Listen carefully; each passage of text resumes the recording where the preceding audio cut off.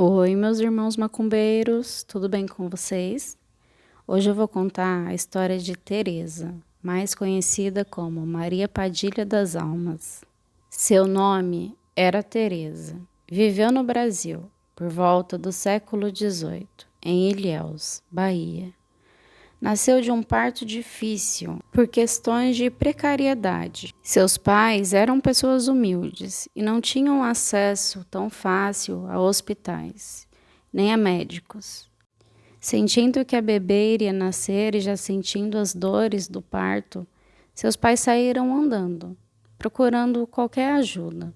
Saíram andando pela rua. Encontraram então uma senhora que já estava acostumada a fazer os partos ali da vizinhança, que também não tinham fácil acesso a médicos e hospitais. Essa senhora então ali no meio da rua fez o parto, onde Teresa nasceu. Sua mãe se encostou num amontoado de terra, deitou-se ali no amontoado de terra e ali naquele amontoado foi que se fez o parto de Teresa.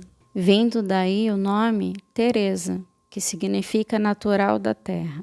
Teresa teve uma infância comum e aos 17 anos seus pais vieram a falecer, a deixando sozinha. Como o restante de seus familiares eram católicos muito devotos, a levaram para morar numa igreja. Sem ter como se manter, como se sustentar, afinal Teresa não trabalhava, tinha apenas 17 anos, ela não teve opção e foi para essa igreja, ficando lá no período de 1 ano. Quando fez 18 anos, ela foi expulsa da igreja por já ser maior de idade. Mais uma vez, Teresa se viu sozinha, perdida e sem ter o que fazer, como ela iria se sustentar, onde iria morar. Teresa, então, não tendo para onde ir, se vendo sozinha, acabou entrando na prostituição. E depois de um determinado tempo, Teresa teve o conhecimento de um prostíbulo, onde ela poderia morar e ganhar o seu dinheiro.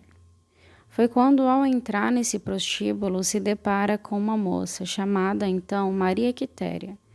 Lembrando que essa moça, Maria Quitéria, não é a entidade Maria Quitéria, mas a moça se chamava Maria Quitéria, onde acabou sendo aceita por Maria Quitéria para morar e trabalhar. Tendo que escolher, então, um codinome, Teresa ouviu falar muito bem de uma moça famosa e bela, chamada Maria Padilha de Abarro. Achando esse nome muito elegante, Teresa começou a usá-lo como codinome, sendo chamada a partir de então de Maria Padilha de Abarro. E começou a ganhar uma fama grande, sendo conhecida e apreciada por homens importantes e influentes, que iam até o prostíbulo para conhecê-la. Mas devido a tanta fama, sua vida começou a mudar. Teresa se apaixonou, mas não somente por uma pessoa, por um homem, mas por 7 paixões. Teresa pensava em largar aquela vida para viver o seu amor com um deles. Mas não seria fácil essa decisão. Existia muita dúvida entre suas 7 paixões, mas ela fez sua escolha, escolhendo assim uma de suas paixões, cujo nome era Pierre. Não durara muito tempo, pois suas 6 antigas e rejeitadas paixões vieram a descobrir, armando então uma emboscada para Pierre, dando então cabo da vida de Pierre. Teresa resolveu então viver com outra paixão, outra de suas 6 paixões. Mas o ciclo não se encerrava, e era um planejando emboscadas para o outro, até que se sobrasse apenas um, sendo o último um conde muito importante e influente, chamado Pedro. Nesse ponto, Teresa havia voltado a frequentar a igreja, mas ainda era conhecida como Maria Padilha de Abarro. Mas esse último homem, no qual estava se envolvendo, Pedro, era muito conhecido, fazendo com que Teresa ficasse ainda mais conhecida, sendo cobiçada e desejada por muitos.